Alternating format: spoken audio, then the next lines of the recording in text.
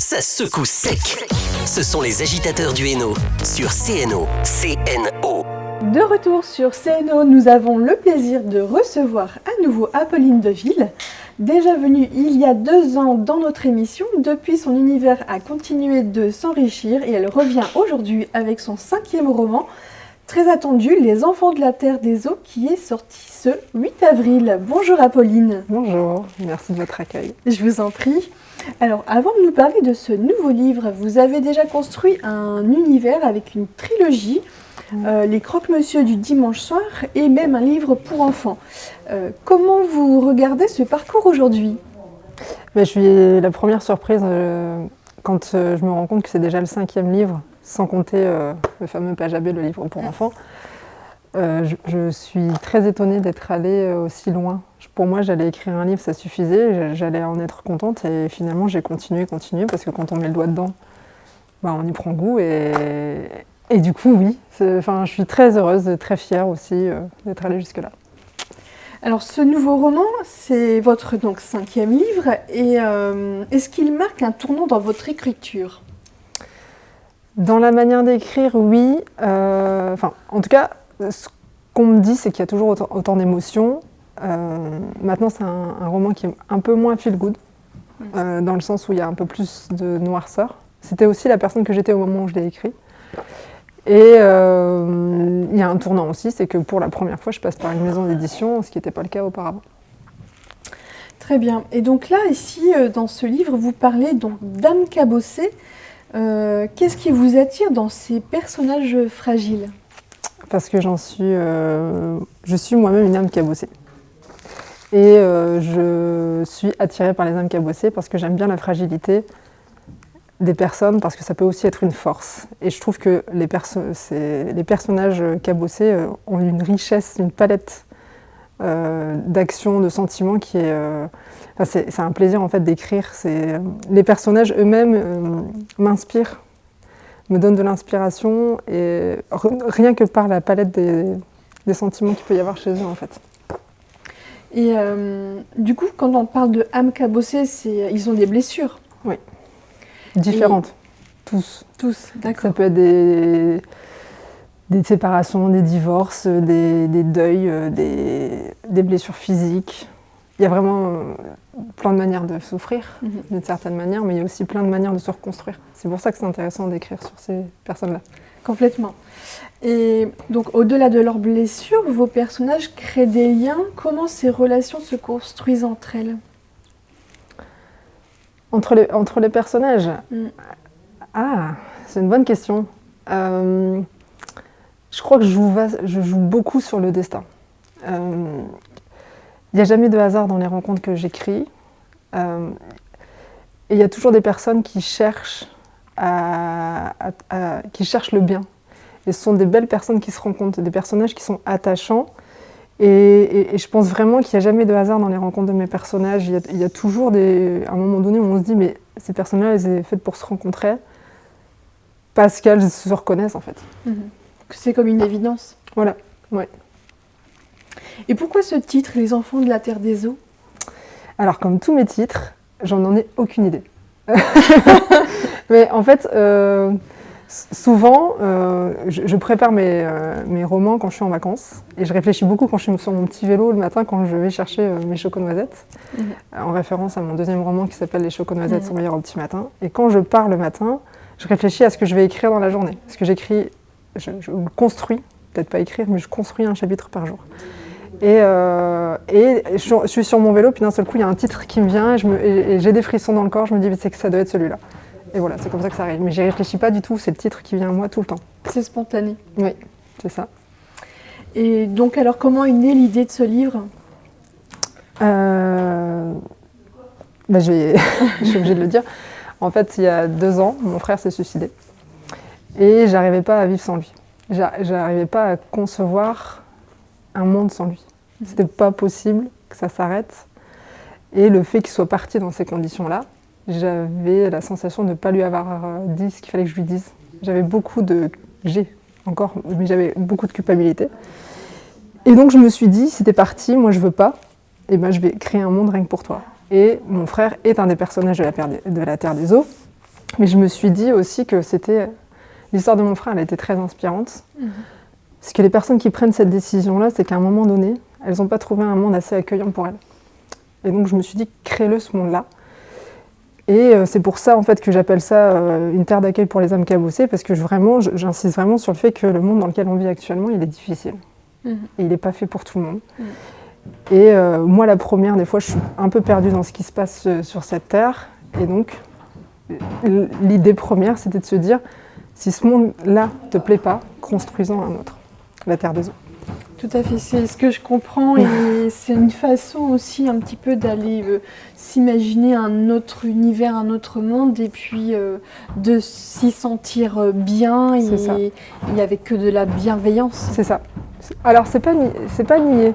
Moi je suis très attachée au fait que la bienveillance, ce n'est pas une faiblesse. Pour moi, la gentillesse, c'est l'arme de demain. Et j'insiste vraiment sur le fait que c'est pas parce qu'on est gentil, qu'on est bienveillant, qu'on est quelqu'un de bête. C'est une force. Et c'est ça, en fait, quand je vous disais en introduction que mes personnages étaient cabossés parce qu'ils avaient vécu des choses compliquées, mais au final, ça en devient une force. Et je cherche vraiment à montrer ça dans mes romans, c'est que c'est pas parce que la vie nous met à terre qu'on n'a pas le droit de rebondir et qu'on n'a pas le droit de regarder plus loin. J'aurais aimé le dire à mon frère, j'ai pas pu, donc je l'ai écrit dans le livre en fait.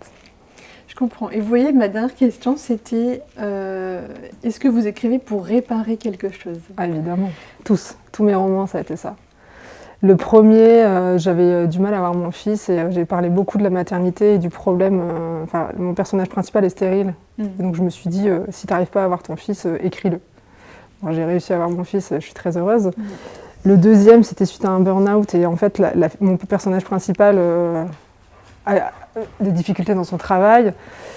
Le troisième, je venais de perdre ma mère et du coup, j'en ai profité pour essayer de guérir de ça. Le quatrième, c'est aussi... il y a une thématique pour chacune partie de ma vie. Le quatrième roman, je parle beaucoup de la maman débordée. Alors c'est ironique parce que j'ai eu beaucoup de mal à avoir mon premier enfant, mais maintenant j'en ai 3. Et en fait, on est toujours partagé entre la vie de femme, la vie professionnelle, moi la vie d'auteur en plus, parce que j'ai ça en plus, et la vie de maman. Mais la vie de maman, c'est la vie la plus extraordinaire qui existe. Mais parfois, on se sent tellement... Exactement, et on se sent tellement tiraillé dans tout ça en se disant « mais moi j'ai envie d'être avec eux, j'ai envie de passer toute ma vie avec eux, mais je ne peux pas ». Et parfois, c'est une souffrance, ça. Donc du coup, dans mon quatrième roman, je parlais beaucoup de ça, de ce tiraillement.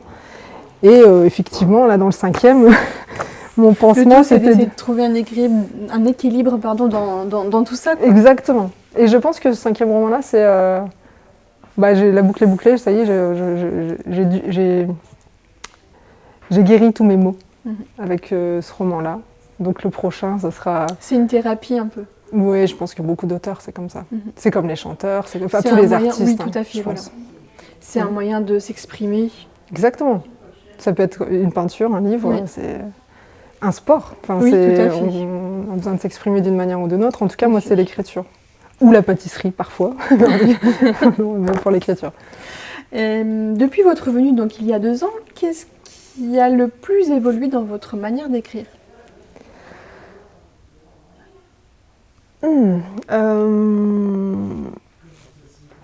J'assume beaucoup plus mon côté auteur qu'avant. Avant, j'avais l'impression que c'était un loisir. J'écrivais, en plus de mon travail et de tout ce que je viens de vous citer. Vous n'êtes pas prise au sérieux au début, quoi. J'y croyais pas assez, je pense. Et maintenant, j'y crois beaucoup plus, parce que justement, le quatrième roman a tellement été un succès, j'ai tellement eu des retours qui m'ont chamboulée. Donner des ailes. Exactement, et je me suis dit, en fait, ça y est, t'es auteur. Ça y est, au bout de 4 livres. Ah oui. C'est ça, et c'est pour ça que celui-ci, j'y mets beaucoup d'énergie, justement. Parce que j'y crois vraiment et je suis ravie parce que les lecteurs et les retours de lecture que j'ai, c'est que mes livres font du bien aux gens. Et rien que pour ça, je pourrais continuer à écrire toute ma vie. Si mes lectures, si mes livres et mes romans peuvent aider les lecteurs sur une partie de leur vie, moi j'ai tout gagné. J'en veux pas plus. C'est génial. Non, ça vous fait du bien en plus vous quand vous écrivez et en plus si vos lecteurs ça leur fait du bien également. C'est ça. C'est ça, c'est exactement ça. C'est un Et j'en échange. veux pas plus. Mais rien que ça, c'est magique. Et justement, donc aujourd'hui, vos sources d'inspiration, est-ce qu'elles ont aussi évolué avec le temps? Oui, beaucoup. Beaucoup parce que je gagne en maturité. J'ai utilisé le bon terme, j'ai pas dit autre chose. Je gagne en maturité, je vis des choses qui sont différentes. J'ai un œil sur le monde qui est aussi différent. Et ça m'inspire. Et les rencontres que je fais m'inspirent. Et la personne que je suis aujourd'hui n'est pas la seule qui a commencé à écrire il y a 6 ans. Donc oui, ça évolue évidemment.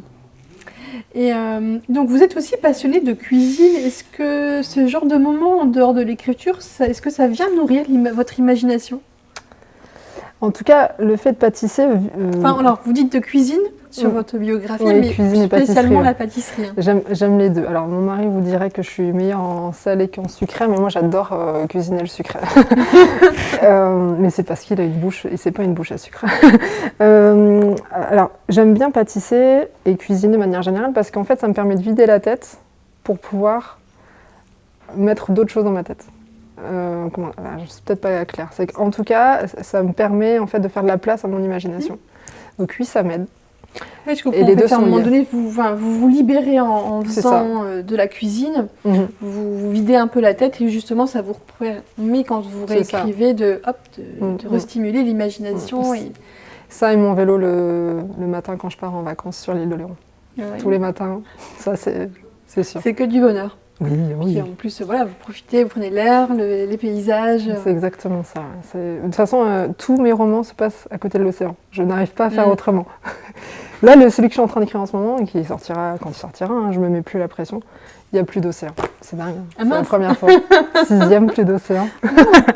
On est curieux, on va y un peu... Je vais vous poser quelques questions juste après. Alors donc aujourd'hui, ce que je comprends, c'est que vous vous sentez vraiment plus libre par rapport au début. Et puis, est-ce que vous accepteriez de nous lire un extrait de votre livre, de nouveau livre? Oui. Un passage peut-être marquant? Alors, marquant... Je ne sais pas s'il est marquant, mais en tout cas, je l'ai pris au hasard. C'est le chapitre 8, ça s'appelle l'entorse à la règle. Dans ce chapitre-là, en fait, il y a un personnage qui va se faire une entorse. Donc, voilà.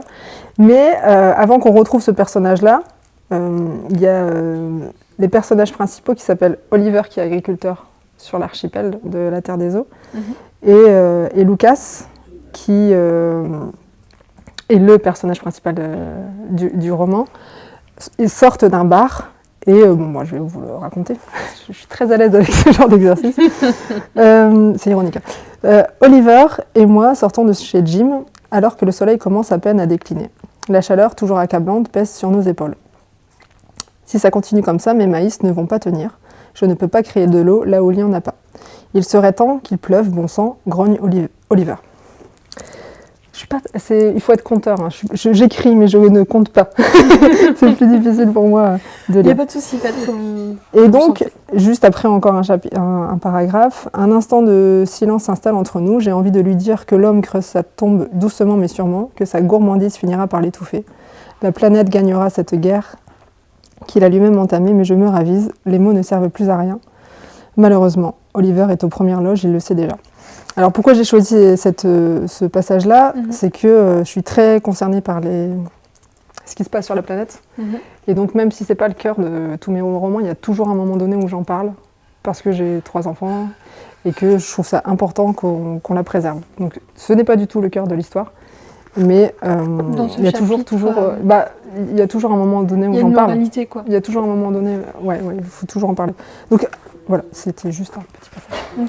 Et puis, vous avez aussi écrit aussi un livre pour enfants. Exactement, qui parle justement du réchauffement climatique. C'est ça. C'est vrai. Et oui, c'est vrai. J'en oublie ce petit... Il faut que petit détail. Je voudrais justement le développer, que ce personnage-là, il vive d'autres choses. C'est l'histoire d'un extraterrestre. Oui, c'est l'histoire d'un extraterrestre qui arrive sur la planète Terre et qui est très étonné de ce qui se passe sur la planète. Qui est déçu, et j'aimerais que ce petit personnage, ce petit extraterrestre, vive d'autres choses. Donc je vais rajouter d'autres chapitres sur des thématiques qui me touchent particulièrement, sur la tolérance, Et donc je ne vais pas parler uniquement du réchauffement climatique, mais d'autres thématiques qui à mon avis, valent la peine pour les enfants d'être lues. Très intéressant. Déjà le premier, j'ai trouvé vraiment très ludique, très pédagogue, parce que c'est très bien expliqué, c'est simple. J'avais essayé, ouais, complètement. Le réchauffement climatique pour un enfant de 4 ans, c'est ce que je me suis dit, ou peut-être un peu plus, mais c'est tellement une notion qui est abstraite même pour l'adulte. On ne sait pas exactement quoi faire, et moi j'étais toujours dans la privation avec mes enfants. Juste des gestes simples au quotidien. Ouais, c'est ce que j'ai voulu expliquer aux enfants. Et j'aimerais bien le faire comme je vous dis, sur d'autres thèmes et d'autres sujets. Ok. Et donc aujourd'hui, vous êtes accompagnée par une maison d'édition. Quel rôle joue-t-elle dans votre parcours d'autrice ? C'est un changement, ne serait-ce que pour la crédibilité en tant qu'auteur. C'était important pour moi que je passe un jour sur une maison d'édition. Et ce qui est important aussi, la chance que j'ai dans cette histoire, c'est que cette maison d'édition, elle va pouvoir me permettre d'être accessible dans toute la France, en librairie, et d'être visible dans les rayons. Et ça, je suis ravie parce que je vais pouvoir toucher plus de lecteurs. Un plus grand public. Exactement. Très bien, et justement parlant de public, aujourd'hui vous allez rencontrer vos lecteurs pour une première séance donc, de dédicace à la librairie La Majuscule. Du coup vous allez vous téléporter juste après oui, c'est ça. Saint-Amand-les-Eaux. Donc ça se passe toute la journée aujourd'hui. Toute la journée, oui. Okay. Et je suis particulièrement contente parce qu'en fait, donc Majuscule s'appelait De Bienne à l'époque à Saint-Amand-les-Eaux. Et c'est la librairie où j'achetais mes livres quand j'étais petite. Donc c'est la symbolique est très forte pour moi. C'est là que j'ai appris à lire. Et aujourd'hui, c'est vous qui transmettez. Exactement, c'est génial. C'est que du bonheur. Ah ouais, moi j'imagine. Je suis ravie. Et donc ensuite, il y aura une deuxième séance de dédicace au Furet du Nord à Valenciennes le 17 avril. Oui, le vendredi 17 avril, oui. Est-ce qu'il y en aura d'autres de prévus ? Alors oui, j'ai prévu d'alterner entre dédicaces dans des librairies et salons du livre. Et je vais saupoudrer un peu toute l'année, que ce soit dans la région ou même un peu plus loin. J'aime bien traverser la France pour aller rencontrer vos lecteurs. Wow, c'est génial. Donc, alors c'est toujours un moment particulier pour un auteur de pouvoir quand même échanger directement avec ses lecteurs. J'adore. Et puis, est-ce que vous rencontrez... Non, vous rencontrez pas tous vos lecteurs, si, quand même ? Tous. Tant mieux, non ? J'aimerais bien. Mais ça veut dire que j'ai beaucoup de lecteurs, j'aimerais bien. Non, j'en rencontre pas mal et j'adore. En fait, j'aime surtout c'est pas forcément la rencontre que j'aime, c'est surtout quand je revois les gens après la lecture. Et ça, c'est magique parce qu'ils me font un retour de lecture. Et je vois dans leurs yeux les petites paillettes qui brillent. C'est ça. Et ça c'est que du bonheur. Oui. Est-ce que justement les retours que vous font les lecteurs sur vos précédents livres influencent-ils vos projets d'écriture ? Oui. Si n'y avait pas eu ça, j'aurais arrêté. Ah oui. C'est difficile. Carrément. Ah ouais, c'est difficile. Je travaille la nuit, je mets une énergie de dingue. Il y a plein de moments où on doute, où on ne sait pas si on va dans la bonne direction, si ce qu'on fait, c'est bien. Et un jour, on a une rencontre qui nous dit, avec les larmes aux yeux, ce livre-là, ça m'a chamboulé. Et rien que des phrases comme ça, moi je suis repartie pour 10 ans. Enfin, c'est que du bonheur. Ah oui, c'est exceptionnel ça. Et tout ça au quotidien, ça vous stimule ? Ah oui. Mais il n'y a que ça qui me stimule. Enfin, écrire, c'est un pansement pour moi, mais je pourrais trouver d'autres manières de me libérer. Mais vraiment, le public, c'est la meilleure source de motivation qui existe. Vraiment, j'adore ça. C'est un peu comme un chanteur qui chante en concert et voilà, il y a vraiment, entre guillemets, un aller-retour en fait. C'est ça, c'est exactement ça. Un échange comme on dit juste avant, de bonheur, quoi. C'est ça. Et entre âmes cabossées, on se reconnaît aussi. Il y en a beaucoup. C'est vrai. Et donc, alors, pour revenir aux séances de dédicace, vous avez évoqué aussi les salons. Est-ce que, justement, prochainement, il y en a sur le secteur ? Est-ce que vous avez des dates à nous communiquer ? Oui, il y a celui de Verchamp-Maugret le 7 juin. C'est le premier qui va arriver. Ensuite, oui. Et après, au mois de septembre, alors c'est un peu plus... Il y en aura beaucoup au mois de septembre de prévu. Mais là, le prochain, c'est celui de Verchamp-Maugret. Ouais. Très bien. Et alors, vous avez aussi déjà un nouveau projet d'écriture ou- Oui. Ouais. En fait, je n'avais pas écrit pendant 6 mois. Celui-ci, je l'ai fini en l'été dernier. Et donc là, ça fait quasiment 1 an que je l'ai écrit. Et j'en pouvais plus. Il fallait que j'écrive il y a 1 mois ou 2. Je me suis dit, il y a un truc qui va pas. T'étais pas bien. Comme une drogue. Ça me manque. C'est ça. Et donc, je m'y suis remise. Et ça m'a fait un bien fou de juste me remettre derrière mon ordinateur. Alors, il n'est pas du tout fini. Je suis qu'à quelques chapitres. Je sais très bien que ça me mettra encore 1 an parce qu'il faut du temps. Mais rien que le fait de savoir qu'il y a des petits personnages qui commencent à naître dans ma tête, moi, ça y est, je suis refaite. Ça y est, c'est parti. Ouais. Et ce serait une suite des enfants? Non. Ok. Non. Et ce serait sur un même univers ou complètement autre chose?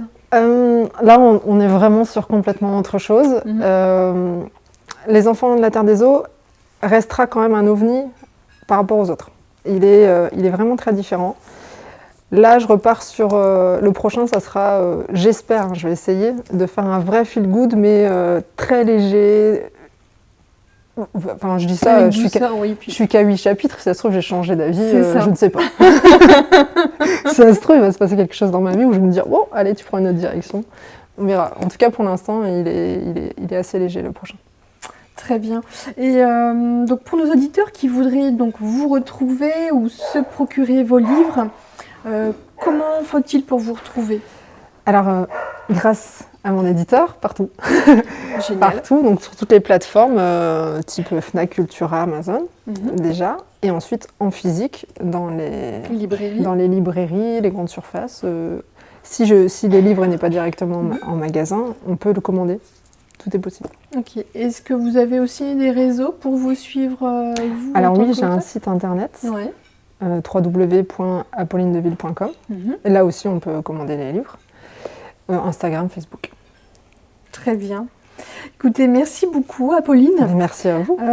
Donc on rappelle, vous êtes aujourd'hui toute la journée à Saint-Amand-les-Eaux, à la librairie La Majuscule. Et puis le vendredi 17 avril au Furet du Nord également. À Valenciennes. À Valenciennes. Donc c'est ça. Ce sera toute la journée aussi? Je suis de l'après-midi, je pense que 14-18 ou 14-19.